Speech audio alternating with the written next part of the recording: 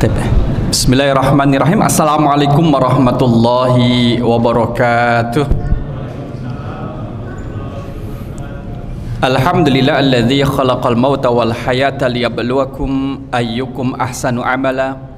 Asyhadu an la ilaha illallah wahdahu la syarikalah wa asyhadu anna Muhammadan abduhu wa rasuluh la nabiyya ba'dah.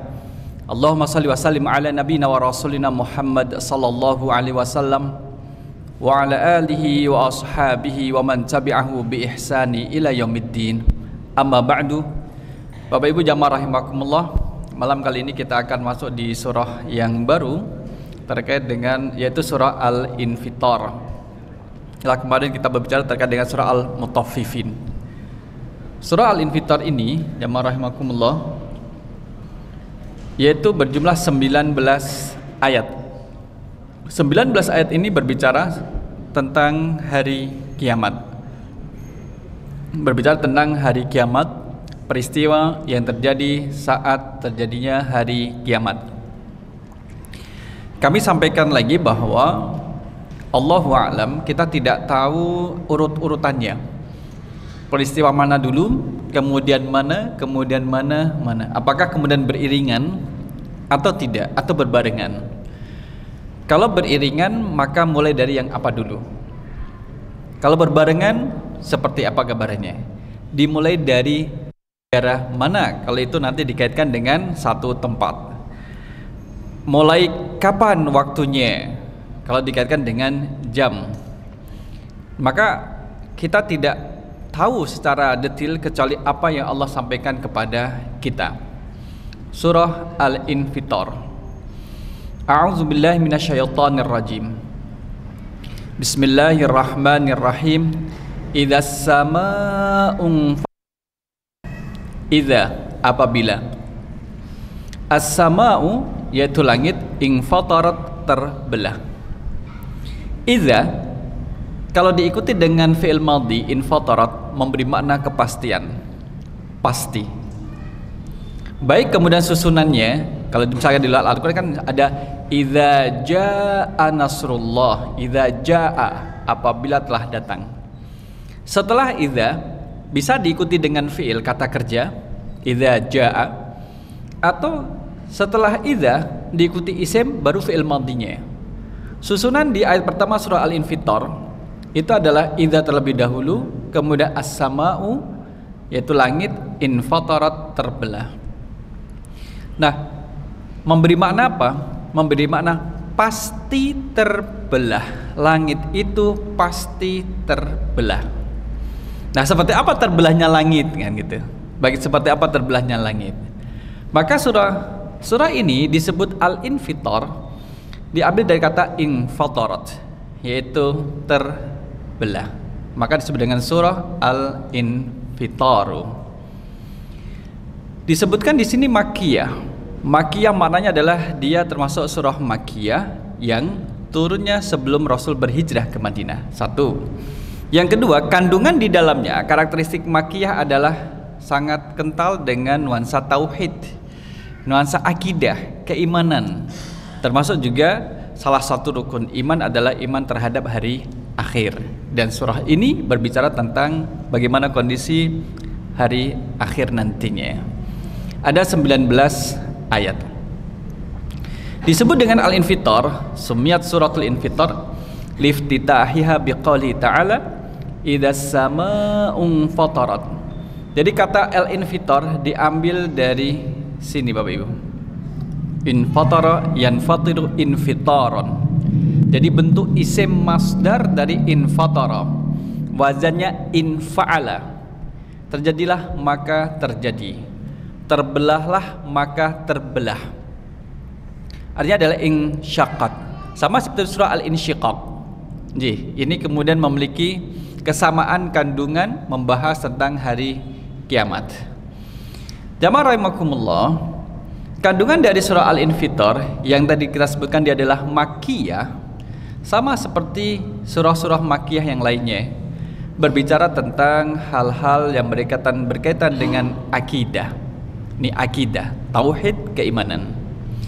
Maka di dalam surah Al-Infitar ini disebutkan beberapa tanda-tanda hari kiamat, amaratil qiyamati, dan kemudian peristiwa yang membersamainya, mengiringi peristiwa itu yang terjadi berkaitan dengan di ini kaun, tata surya yang terjadi pada alam semesta. Tidak hanya di bumi, tidak hanya bumi itu sendiri, tapi kemudian yang ada di jagat semesta ini, langit dan sebagainya, termasuk adalah bintang-bintang.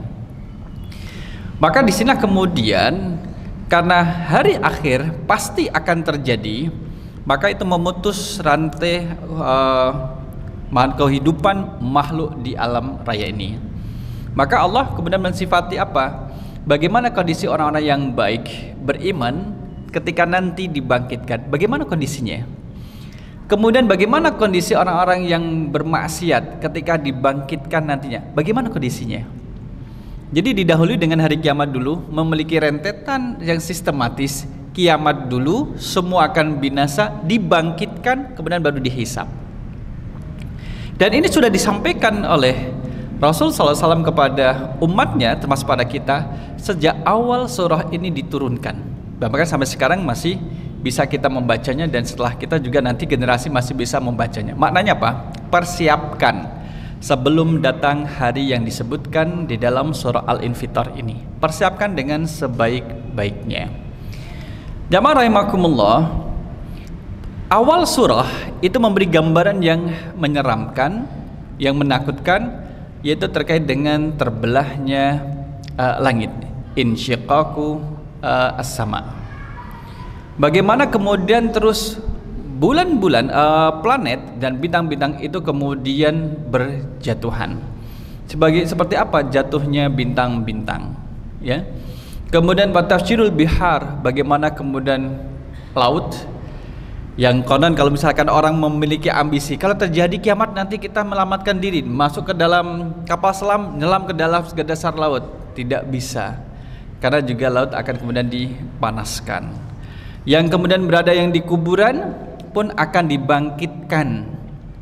Yang berada di kuburan akan dibangkitkan setelah selesai terjadinya hari kiamat, karena itu merupakan rentetan untuk dihisab.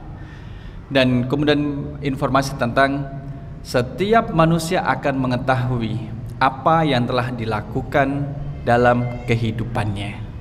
Nah, jamaah rahimakumullah, maka kita akan melihat rekap jejak kita ketika kita hidup di akhirat nantinya. Ya, setiap kita akan melihat dan juga akan mengetahui. Tidak ada yang memungkiri, tidak ada yang kemudian membantah. Itu bukan saya, itu bukan saya. Enggak. Semua akan diperlihatkan dengan detail-detailnya terkait dengan perilaku kita. Kemudian jamaah rahimakumullah, kalau kita lihat juga dalam pembahasannya, Allah juga menjelaskan bahwa tadi kita sebut ketika idza diikuti dengan kata fi'il madhi memberikan makna kepastian, maka tidak ada orang yang mampu menghindarinya. Jika sudah terjadi, kan tetap kemudian dirahasiakan oleh Allah. Allah merahasiakan terkait juga kemudian terkait dengan kapan waktu terjadinya hari kiamat. Pada waktu kita membahas terkait dengan surah hari kiamat yang berkaitan dengan hari kiamat, kita yakin kiamat pasti terjadi. Akan tetapi kapan waktunya Allahu a'lam. Sehingga kemudian kita tidak kemudian tidak membenarkan ketika kejadian hari kiamat dikaitkan dengan tanggal tertentu, bulan tertentu, tahun tertentu, dan kondisi tertentu. Maksudnya adalah mengatakan pernah dulu 99 kalau tidak salah ya, jam 9 bulan 9 tahun 1999. Gifari sudah jadi tahun itu dikaitkan 9, angka 999. Kemudian itu kan tidak terjadi, dan kita tidak boleh meyakini, tidak boleh membenarkan wah nanti kiamat tanggal jam 9, tanggal 9 bulan 9 kemudian 1999. Kita beriman bahwa kiamat pasti terjadi, tapi kemudian tidak membenarkan informasi kiamat terjadi pada tanggal 9 seperti yang disebutkan itu, atau dengan berakhirnya kalender bangsa Maya misalkan. Enggak, kita tidak membenarkan. Maka di sini jamaah rahimakumullah, Fa akhbirni anis sa'ah. Saya besarkan ya. Fa akhbirni anis sa'ah. Ketika Nabi Muhammad SAW ditanya oleh malaikat Jibril tentang hari kiamat, fa akhbirni, maka kabarkan kepadaku wahai Nabi Muhammad, anis sa'ati, tentang hari kiamat. Ini yang ditanya Nabi. Yang bertanya siapa? Malaikat Jibril. Jawab Nabi, qala mal mas'ulu anha bi'a'lama minas sa'il. Yang ditanya tidak lebih tahu daripada yang bertanya. Maknanya adalah, pertanyaan itu kan ada dua, Bapak Ibu. Orang bertanya, ada istifham hakiki, ada kemudian istifham majazi. Istifham majazi itu kemudian seperti ini. Oh, kamu bapak putranya Pak Fulan ya? Dia sudah tahu, cuman konfirmasi, mau menunjukkan bahwa dia tahu nama bapaknya. Sebenarnya nggak tanya, cuman ngasih tahu aja. Ada istifham hakiki, kata tanya memang dia tidak tahu dan menuntut adanya jawaban. Kalau dari sini ke Malioboro lewat mana ya? Gitu. Nah itu kan pertanyaan yang menuntut jawaban, karena dia tidak tahu. Pertanyaan yang muncul dari malaikat Jibril kepada Nabi Muhammad SAW adalah pertanyaan yang sebenarnya, istifham hakiki namanya. Malaikat Jibril nggak tahu. Sekelas malaikat Jibril itu tidak tahu kapan terjadinya hari kiamat. Sekelas beliau. Sekelas Nabi Muhammad SAW, Al-Habib, Al-Mahbub, Rasulullah SAW itu juga tidak tahu kapan terjadinya hari kiamat. Makhluk mulia yang di atas, malaikat Jibril, tidak tahu kapan terjadinya hari kiamat. Makhluk mulia yang ada di bumi, Nabi Muhammad tidak tahu kapan terjadinya hari kiamat. Maka jawaban Rasul kan halus ya, mal mas'ulu anha bi'alama minas sa'il. Yang ditanya tidak lebih tahu daripada yang bertanya. Rasul kan tidak menjawab, jenengan aja nggak tahu apalagi saya, kan nggak gitu. Oh, jenengan aja nggak tahu apalagi saya, gitu. Tapi mal mas'ulu anha, yang ditanya tidak lebih tahu daripada yang bertanya. Maknanya adalah kita itu sama-sama tidak tahu. Kalau malaikat Jibril tidak tahu dan kemudian Nabi Muhammad tidak tahu kapan tepatnya terjadi peristiwa hari kiamat itu, maka apakah akan membenarkan orang yang dia bukan nabi, bukan malaikat, tapi membawa kabar peristiwa akan terjadinya hari kiamat? Maka pertanyaan berikutnya adalah qala fa akhbirni an amaratiha. Jika demikian, malaikat Jibril juga tahu kalau Nabi Muhammad tidak tahu gitu. Jika demikian, fa akhbirni an amaratiha, jelaskan kepadaku tentang tanda-tandanya. Jamaah rahimakumullah, metode tanya jawab ini by design.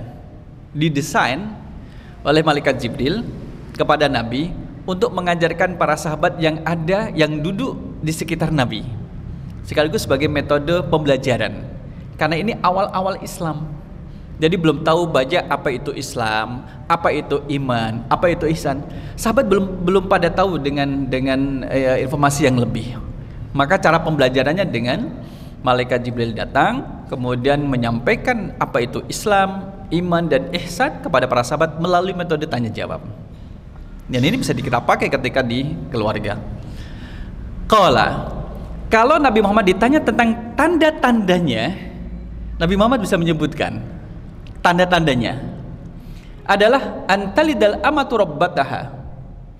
Ketika ada budak perempuan melahirkan majikannya, majikan dilahirkan oleh budaknya. Gitu. Maka ada dua makna ini. Majikan dilahirkan oleh budaknya, budak melahirkan majikannya. Makna yang pertama adalah intisyaruz zina, tersebarnya perzinaan. Ketika majikan laki-laki berzina dengan budak perempuannya, sampai budak perempuan itu kemudian hamil dan melahirkan, nah yang dilahirkan itu adalah majikannya. Maka budak melahirkan majikannya. Jadi itu kemudian gambaran dari tersebarnya perzinaan. Kalau di Sleman, ibu hamil mengeluarkan anak sapi. Biasa toh? Oh, dari kandang dikeluarkan. Jadi ibu hamil mengeluarkan anak sapi dari kandang dikeluarkan. Ayo makan rumput dikeluarkan. Mengeluarkan ya, bukan melahirkan, mengeluarkan. Makna yang kedua adalah antalidal amatu rabbataha, adalah uququl walidaini, terjadinya kedurhakaan anak terhadap orang tuanya. Dan kedurhakaan anak terhadap orang tuanya sudah menjadi hal yang lumrah bin biasa, gitu. Sudah dianggap biasa. Anak berani kepada orang tua itu dianggap biasa. Dianggap biasa. Membantah orang tua, membentak orang tua, menyuruh-nyuruh orang tua, menelantarkan orang tua, tambah lagi napa malih?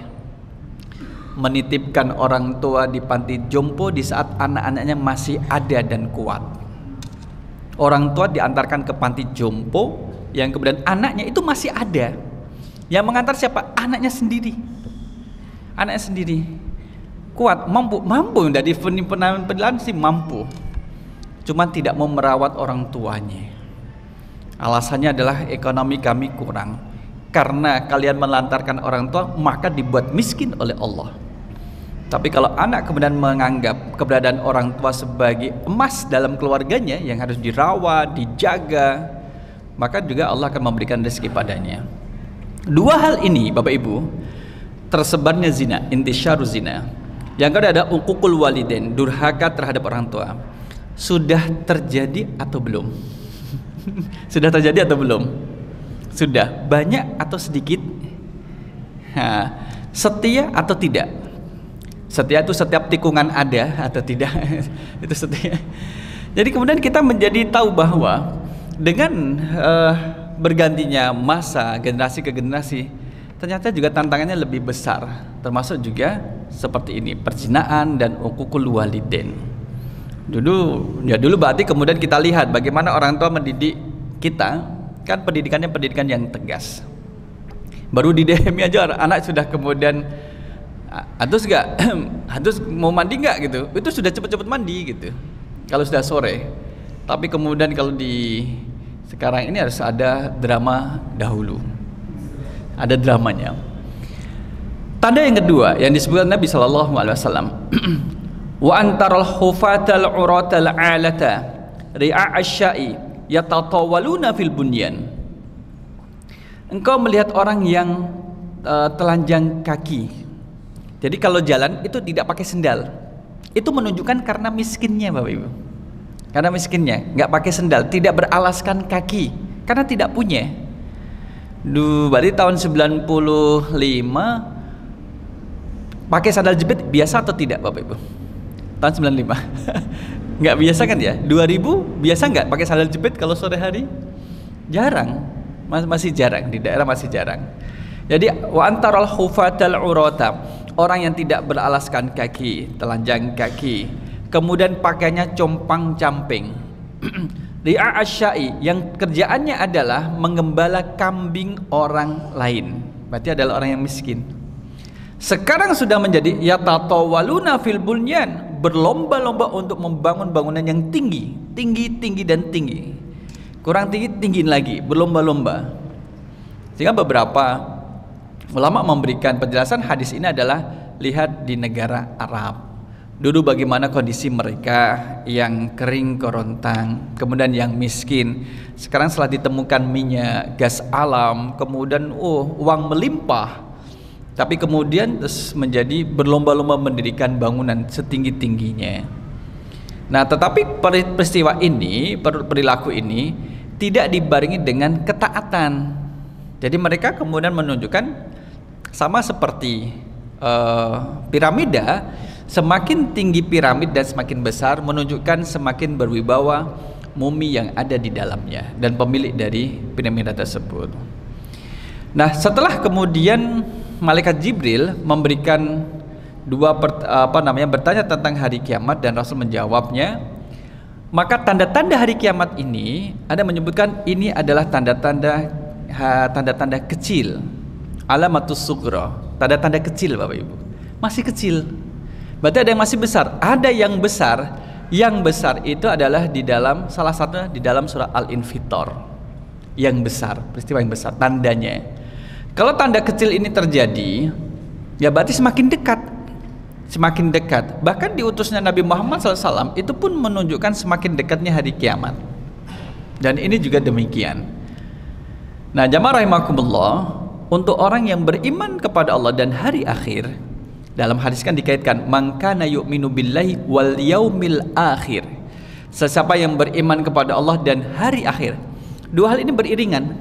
Mangkana, sesiapa orang yang yu'minu billah, beriman kepada Allah, wal yaumil akhir, beriman terhadap hari akhir. Karena konsep masyarakat waktu itu adalah mereka tahu Allah. Wala in sa'altahum man khalaqas samawati wal ard la yaqulunallah. Kalau kalian bertanya kepada orang-orang kafir Quraisy siapa yang menciptakan langit dan bumi, mereka akan mengatakan Allah yang menciptakan. Jadi mereka tahu Allah itu. Lantas kenapa tidak beriman? Nah, mereka tahu Allah kemudian tidak beriman kepadanya. Sesiapa yang beriman kepada Allah dan hari akhir, falyaqul khairan aw liyasmut. Hendaklah dia berkata yang baik, kalau tidak bisa adalah diam. Nah, maka keimanan kepada Allah dikaitkan dengan hari akhir. Jangan sampai menjadi tidak beriman. Orang Arab kafir Quraisy waktu itu adalah dia tidak beriman terhadap hari akhir. Sampai kemudian menantang Nabi Muhammad SAW, mana yang kamu janjikan, mana kok nggak ada. Jadi adalah menantang, mana kiamat yang kamu janjikan itu mana kama tu'adun. Misalkan ya, kita lihat di sini.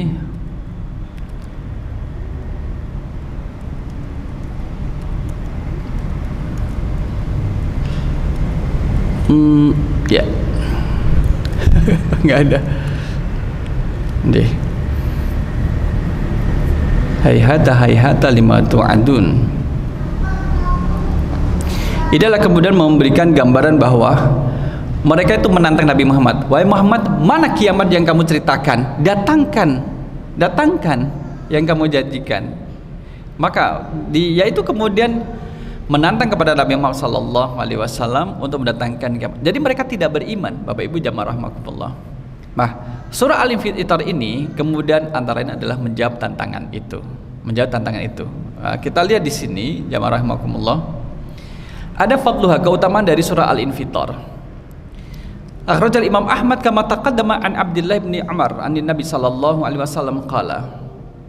Sesiapa yang ingin melihat rahasia tentang hari kiamat dengan ro'yal ain seperti kemudian kasat mata, gambaran.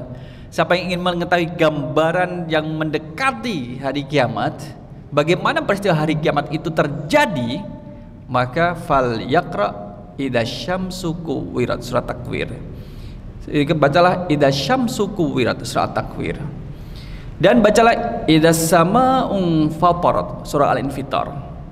Dan bacalah idza samaa'un syaqqat, surah Al-Insyiqaq.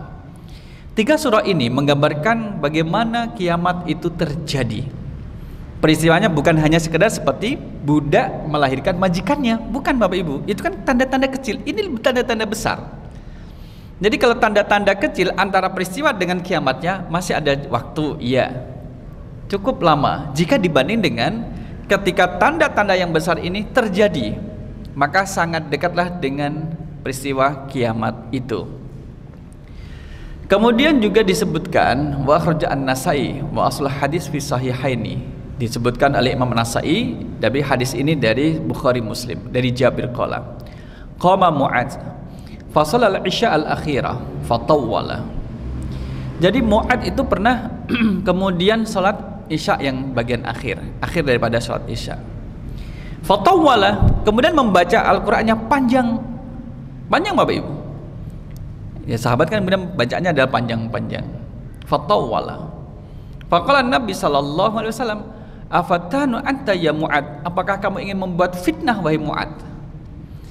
Jadi menurut Mu'adz kuat untuk bacaan dalam salatnya dengan bacaan yang panjang. Tapi perhatikan siapa yang menjadi makmumnya. Makmumnya itu siapa? Ini peristiwa di malam hari.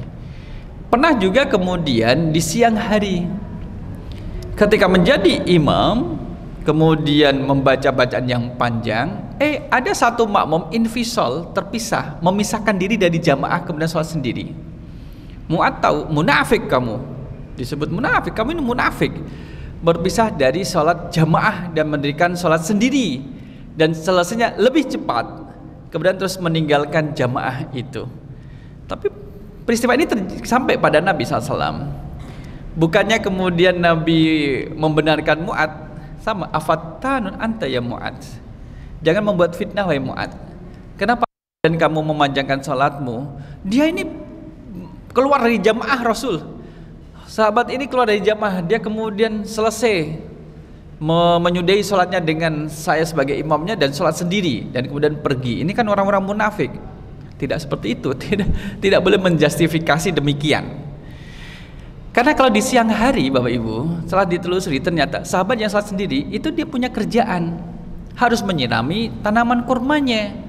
Jangan sampai nanti gelap dan kerjanya banyak. Maka sholatnya kemudian tetap sholat tapi kemudian tidak panjang-panjang. Sebagaimana kemudian kita masjid yang dekat dengan jalan raya, yang singgah itu kan para musafir yang akan melanjutkan perjalanannya. Kalau kita dalam satu daerah itu banyak yang sepuh, ya kita harus menyesuaikan diri. Oleh karena itu, kenapa imam sebelum takbiratul ihram itu menghadap makmum? Lihat siapa jadi makmumnya. Sudah kelihatan makmumnya. Mudah-mudah semua. Mudah-mudah semua pakai kulhu aja. Jadi gitu. Jadi dulu tradisinya kalau sholat tarawih itu cepat, kira-kira masjidnya ramai atau sepi? Kalau sholat tarawihnya cepat, ramai kan? Jadi ramai, selesai gitu dan sebagainya. Nah, ini terjadi pada Mu'adz seperti itu. Jadi kenapa? Aina kunta an sabbihisma rabbikal a'la? Di mana kamu dari surah Al-A'la, Wadduha dan surah Ad-Duha dan surah Idzas sama'un fatarat. Kalau membaca salah satu dari surah ini, panjang tidak terlalu panjang, pendek tidak terlalu pendek. Bisa nggak Wadduha menjadi pendek? Bisa. Wadduha, Allahu Akbar, pendek. Selesai, nggak sampai selesai. Gitu. Nah, bisa menjadi panjang kalau diulang-ulang lagi dan sebagainya. Nah, ini ada beberapa keutamaan dari surah Al-Infitar. Jamaah rahimakumullah, maka kemudian kita lihat amaratul qiyamati wal jaza'u 'alal 'amali wa tawbihul insani 'ala juhudin ni'ami. Ayat 1 sampai ayat 8 ini akan berbicara tentang 3 hal. Satu, tentang tanda-tanda hari kiamat. Oh, mau jadi gitu. Tentang tanda-tanda hari kiamat. Yang kedua adalah balasan dari setiap amal perbuatan manusia. Yang ketiga adalah bagaimana kemudian Allah menghina manusia yang kufur nikmat. Kok iso yo? Itu bahasannya apa? Kalau misalkan kita Bapak Ibu gelo, bahasa gelo niku pripun? Maksudnya adalah kita kasih, misalkan seseorang ngasih orang lain biaya untuk modal usaha, ya kan? Ini kasih modal usaha 5 juta, kan kamu memerlukan dana untuk usaha beli beli barang kulaan atau sebagai modalnya. Ternyata tidak dibelanjakan untuk itu, dipakai untuk togel judi online gitu. Terus minta lagi, kemarin habis. Qadarullah, nah, pakai kata qadarullah saya kalah. Qadarullah apa? Main judi online lah, judi online kalah kok pakai qadarullah. Dikasih lagi, masya Allah tabarakallah ta'ala, insya Allah akan saya gunakan lebih baik. Ya, maksudnya lebih baik gimana? Sebelum saya pasang taruhan saya akan baca bismillah. Apa doa ya? Orang pengen modal kemudian dikasih modal tapi tidak digunakan sesuai dengan semestinya. Nah, orang yang ngasih ini itu nek gelo ungkapannya gimana Bapak Ibu? Pribadi enggak ungkapkan deh. Kok iso ya kan gitu. Itu masih sederhana kan? Kok iso ya gitu. Kalau yang lebih gelo lagi ada nggak ungkapannya selain kok iso? Nah gitu. Ini nanti akan ada gambaran bagaimana manusia itu dikasih nikmat banyak oleh Allah, tapi kemudian itu tidak menjadikan lebih baik di hadapan Allah. Nah, ini ada ayat 1 sampai ayat yang ke-8, kita mulai dari sini. A'udzubillahi minasyaitonirrajim. Idzas samaa'un fatarat. Apabila menggunakan kata idza, as-samaa'un fatarat, langit terbelah. Bapak Ibu, misalkan kalau di luar dari Al-Qur'an, idzan fataratis samaa'u, itu betul. Kalau kata infatarat ini ditaruh di setelah idza di sini, itu secara gramatika bahasa Arab itu tidak salah. Jadi idza infatarat as-sama'u itu tidak salah secara gramatika. Lantas kenapa Allah menggunakan idza as-sama'u ini kemudian yang ditaruh di depan? Ingin memberikan makna penekanan. Lihat tuh langit. Jadi titik tekannya adalah pada langit. Langit itu yang di atas. Allah menggunakan kata as-sama karena semua orang tahu apa itu langit. Itu langit. Allah menggunakan kata as-sama, langit. Ketika orang sudah mengetahui tentang langit itu, maka infatarat, terbelah, telah terbelah. Maka infatarat tadi kita sebut dengan fi'lul madhi, kata kerja lampau, terbelahnya sudah terjadi. Kalau maknanya past tense. Jadi sudah terjadi. Pertanyaannya gini, apakah betul langit itu sudah terbelah, Bapak Ibu? Sudah terbelah atau belum? Belum. Tapi kenapa Allah kemudian ungkapkan dengan kata kerja lampau sudah terbelah? Nah, inilah memberi makna bahwa pasti akan terbelah. Maklumat kita terbatas. Terbelahnya dari mana ke mana? Membujur dari selatan ke utara, atau timur ke barat, atau menceng. Luasnya seberapa? Lebarnya seberapa? Dan berapa lama? Allahu a'lam. Itu yang kemudian kita tidak tahu. Kita mendapat informasi langit akan terbelah.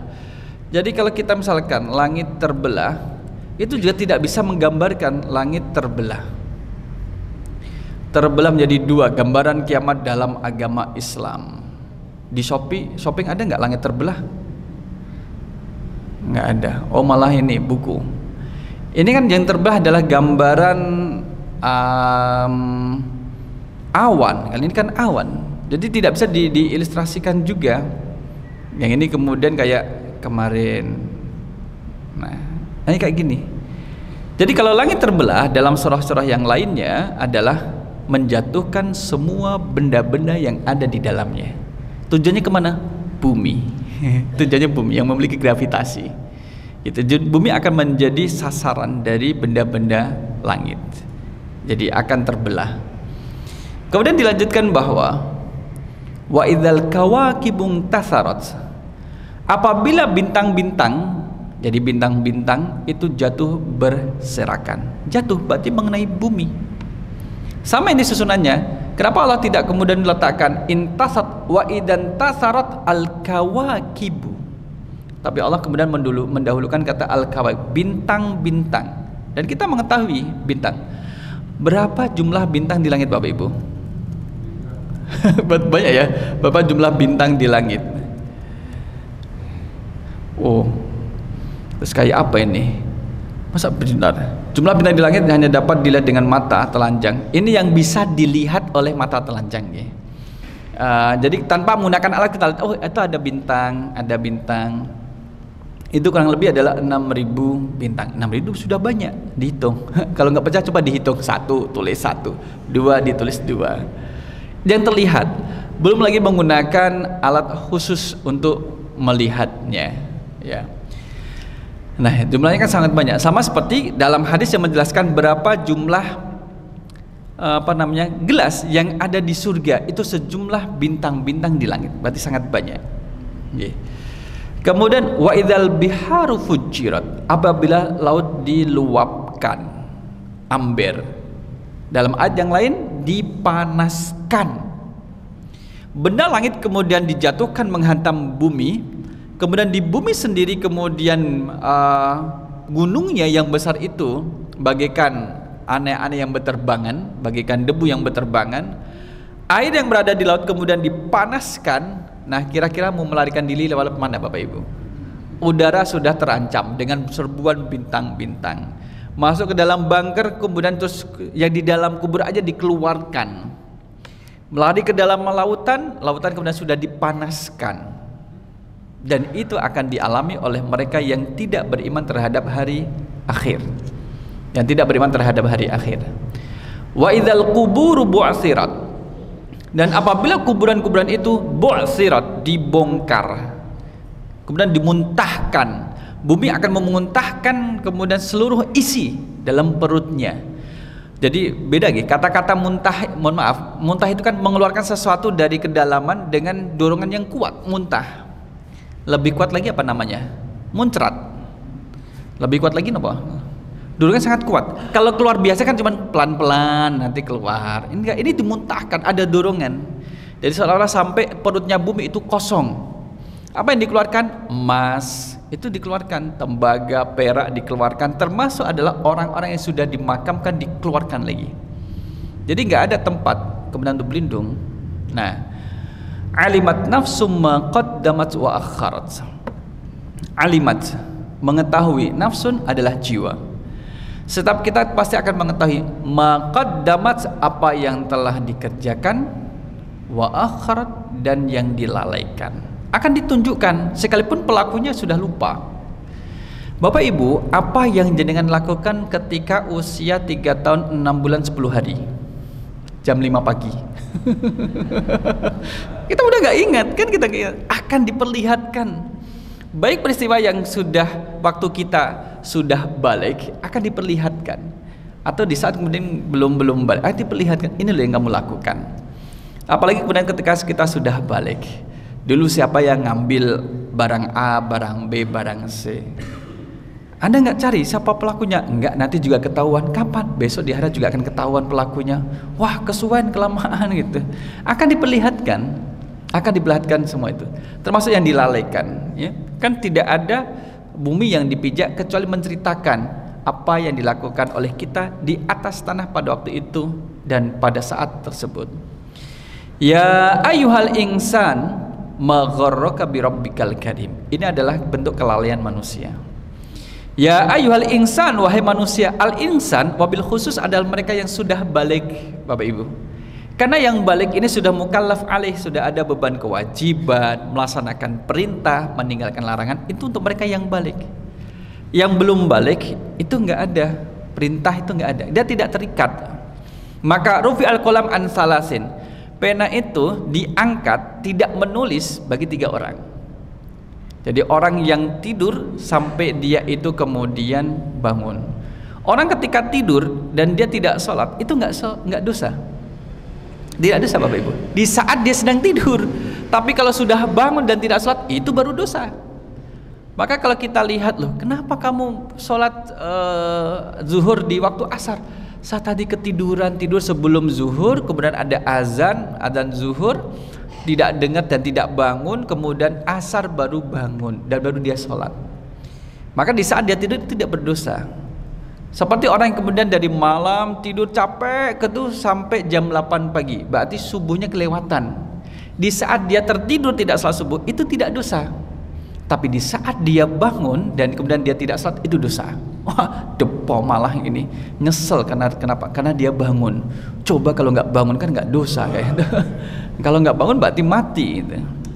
Maka ketika orang yang tidak melaksanakan kewajiban dalam kondisi tidur, dia dikenakan kewajiban ketika sudah terbangun. Meskipun mata tidak dibuka, tapi kalau telinga sudah mendengar dengan sadar, itu dihukumi bangun Bapak Ibu. Wah, saya sadar, lagi adzan subuh, matanya tidak dibuka, jangan dibuka, nanti dihukumi bangun. Bukan. Jadi udah dihukumin bangun karena sudah mendengar. Kemudian juga orang yang gila sampai dia kemudian sehat, jadi waras. Dan anak kecil sampai dia itu balik.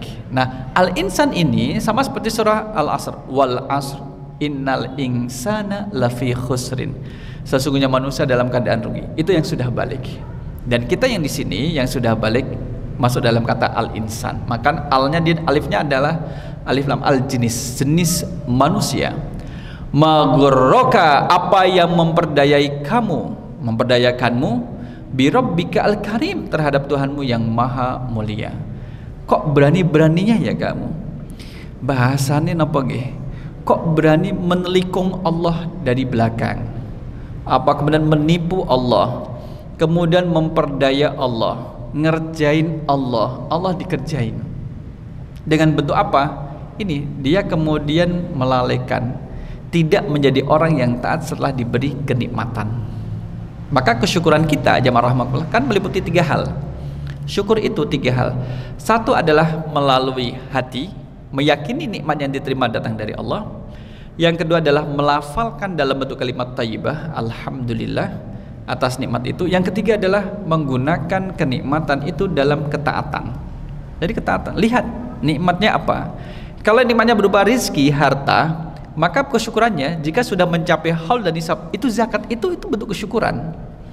Jika belum mencapai nisab, maka kemudian seperti infak dan sedekahnya. Kemudian jadi sama seperti orang yang kemudian panen raya, alhamdulillah panen raya, sudah mencapai nisab zakatnya tapi tidak dikeluarkan zakatnya.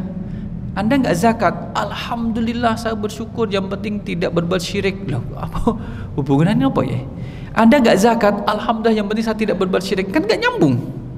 Maksudnya apa? Karena ada orang kemudian ketika panen raya itu melakukan persesembahan, menanam, meninggalkan sebagian dari hasil panennya di tanah, di tempat di mana tanaman itu tumbuh. Untuk apa? Untuk Dewi Sri lah, untuk dewi yang lainnya. Diyakini yang memberikan kesuburan, itu kan syirik. Alhamdulillah yang penting saya tidak syirik. Bu, ya tidak syirik itu alhamdulillah, tapi zakat enggak. Alhamdulillah yang penting kan sudah alhamdulillah, sudah bersyukur, enggak juga. Maka menggunakan dalam bentuk ketaatan, ya. Sebagaimana sehatnya akal adalah dipakai untuk belajar antara lain. Nah, ini nanti akan kita lihat bagaimana perilaku manusia terhadap Allah Subhanahu wa taala sampai kemudian Allah murka terhadapnya. Allah itu Al-Karim, bentuk kasih sayangnya Allah. Kita lihat, kita dengarkan azan.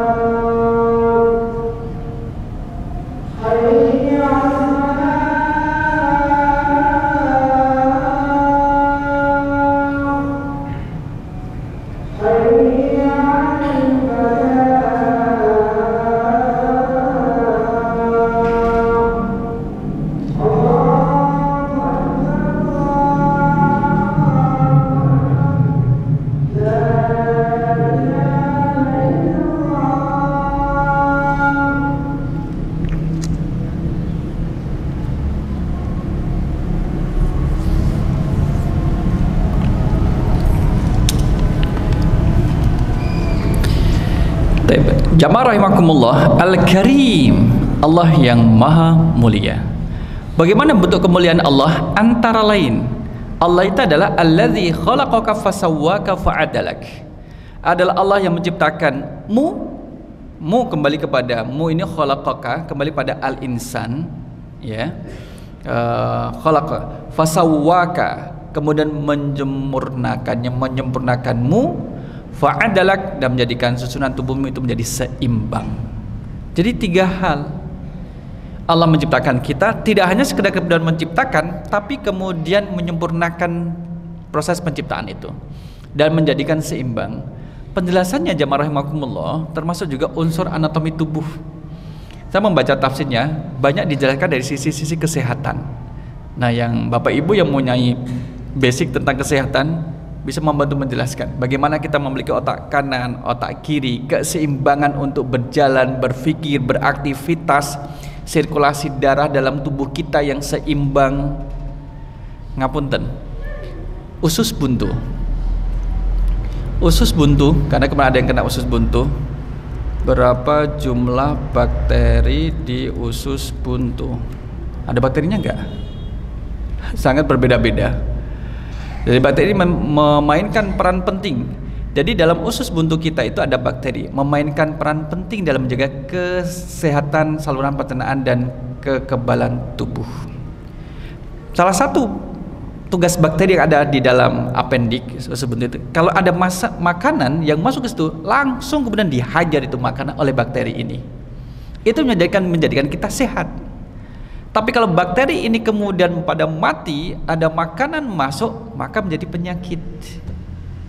Salah satu yang mematikan adalah minuman bersoda. Saya menjadi tahu karena kemarin ada informasi kawan yang kemudian harus operasi ini, kemudian terus diteliti, oh ternyata ada bakterinya. Rabbana ma khalaqta hadza batila. Tidak sia-sia Allah menciptakan bakteri dalam usus putih, tidak sia-sia.